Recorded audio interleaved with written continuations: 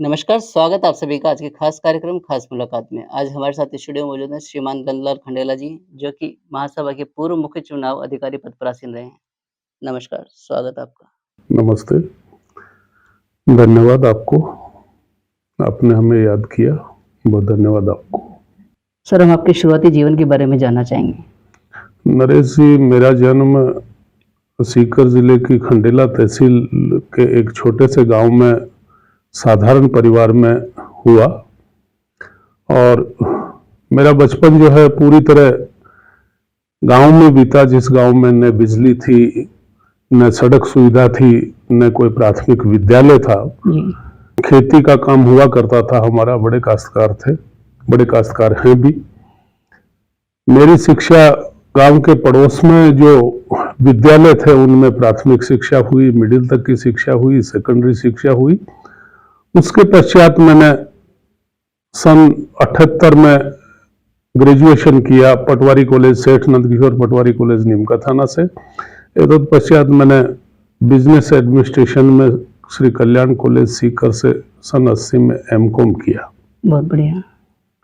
Education के बाद में आपका जॉब या बिजनेस के नरेश जी, 80 में पोस्ट ग्रेजुएशन करने के बाद ही मेरा जो है चयन सहकारिता के क्षेत्र में हो गया था और उस क्षेत्र में रहकर मैंने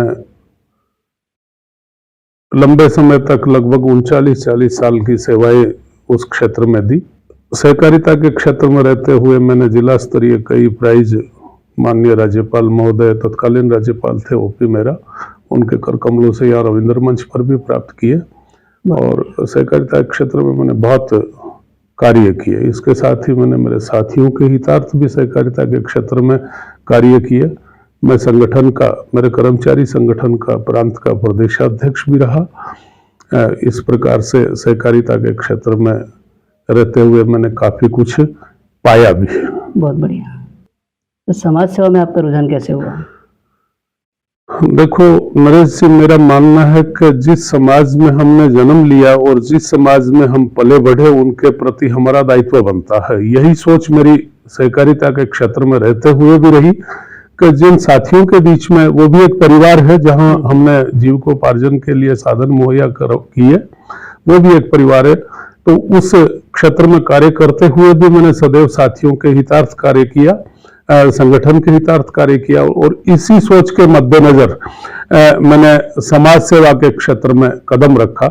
मैं धन्यवाद देना चाहूंगा मेरे अभिन्न मित्र, मेरे अजीज मित्र श्री सुखदेव शर्मा वडवानी वालों को धन्यवाद देना चाहूंगा कि उन्होंने मुझे महासभा की सदस्यता से जोड़ा और उसके पश्चात मैंने कभी पीछे मुड़कर नहीं देखा। बहुत बढ़िया। समाज में आपके किन किन पदों पे रहते हुए आपने क्या क्या उपलब्धियां अपनी? नरेश जी, समाज सेवा के क्षेत्र में सामाजिक संगठन जो है उसमें सबसे पहले मैं प्रचार मंत्री के रूप में महासभा का प्रचार मंत्री रहा। उसके बाद में महासभा में वरिष्ठ मंत्री के रूप में मैंने कार्य किया। इसके बाद में महासभा का मुख्य चुनाव अधिकारी भी रहा। इस दरमियान बीच में मैंने 3 चुनाव भी लड़े।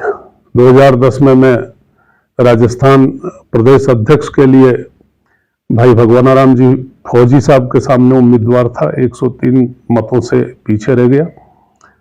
तो सन 2014 में मैंने ऑल इंडिया प्रधान का चुनाव भी आदरणीय बर्नेला जी के सामने लड़ा था।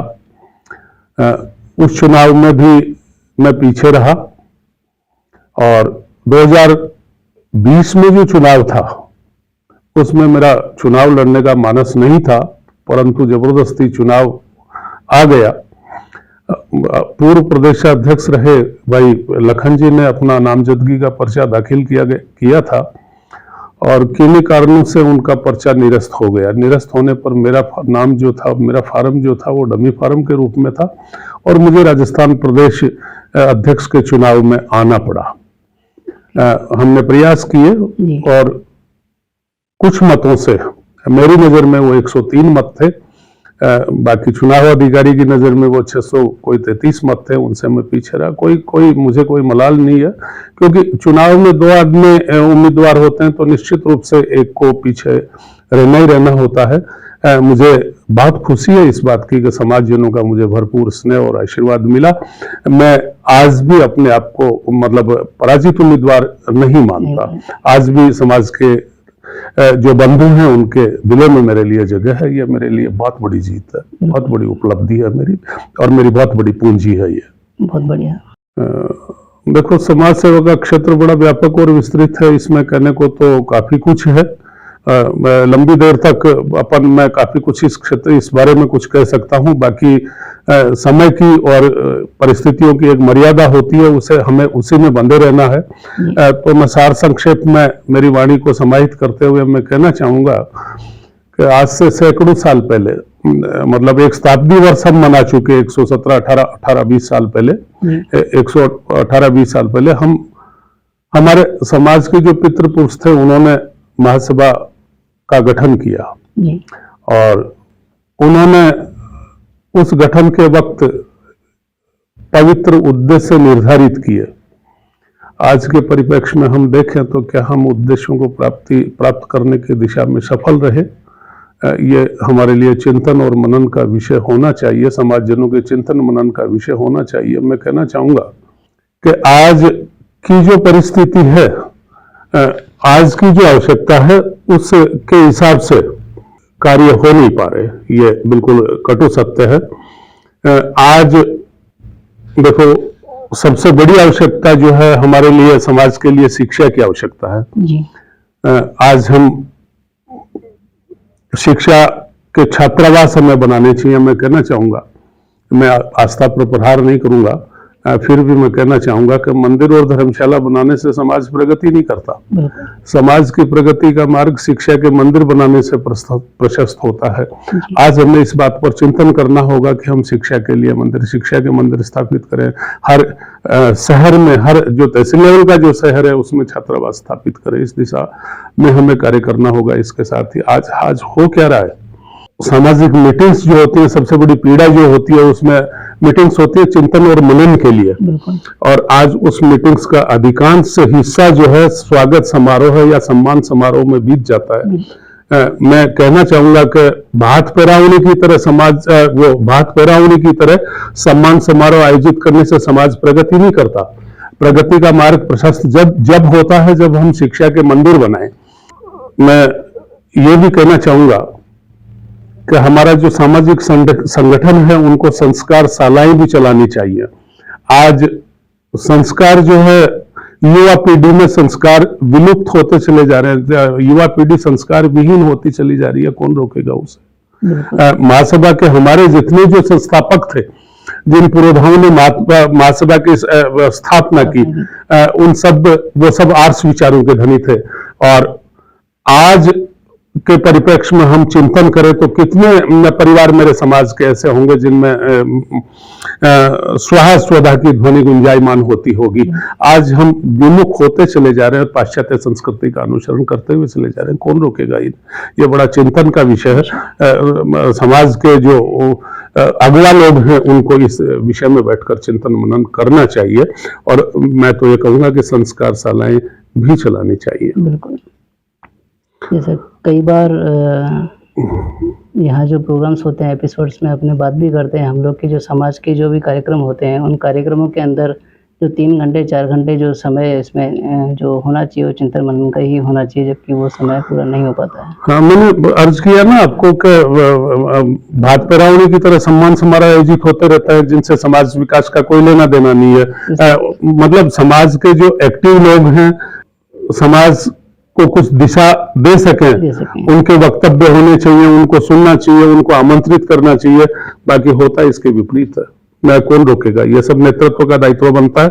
और नेतृत्व को चाहिए कि राग द्वेष से दूर होकर और गुटबाजी से दूर होकर, आज समाज जो है धड़ों में बढ़ता चला जा रहा है। किसकी वजह से?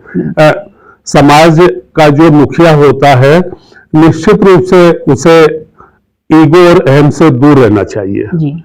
जिस व्यक्ति में या विशेषकर नेतृत्व करने वाले व्यक्ति के में अगर ईगो और अहम है तो निश्चित रूप से वो सच्चा समाज सेवी हो नहीं सकता।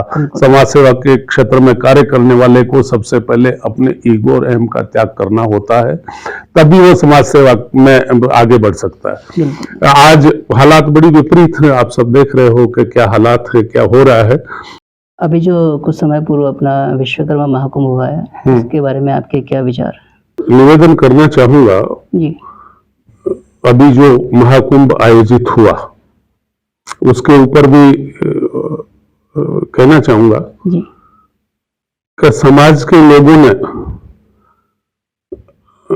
राजस्थान से ही नहीं पूरे हिंदुस्तान से और विदेशों में भी जो भारतीय रहते हैं वो सारे लोग जो है बड़े जोश और उमंग के साथ यहाँ पधारे और इस महाकुंभ को ऐतिहासिक बना दिया। इतनी बड़ी संख्या में हमने दिगर समाजों के जो महाकुंभ देखे उसमें इतना संख्या बल कभी नहीं रहा और ये बहुत ही हमारे लिए गौरव की बात है कि इतनी बड़ी संख्या में समाज के लोग पधारे सुदूर दूर दूर के इलाकों से अपने खर्चे पर। इन सब का अगर आप आकलन करें तो निश्चित रूप से कई करोड़ों में ये खर्चा जाता है। बहुत ही खुशी है, हम एक संदेश दे पाने में भी सफल रहे।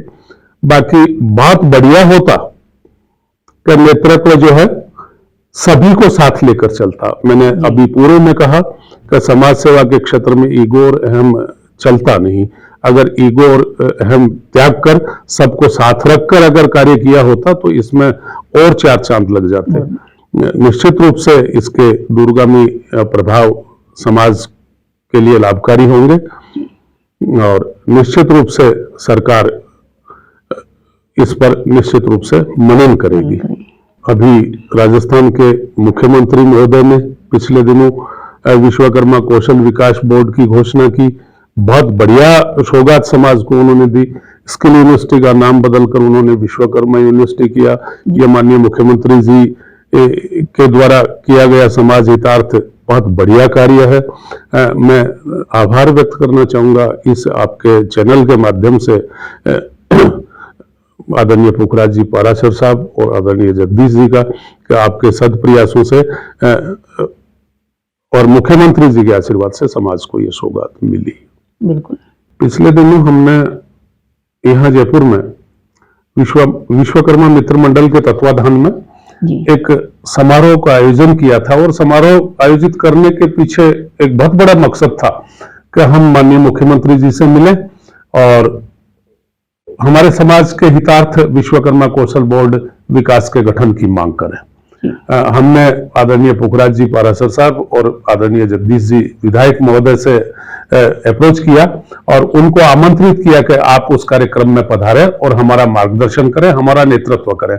और माननीय ने पाराशर जी ने और विधायक महोदय जी ने सीएम साहब से टाइम लिया।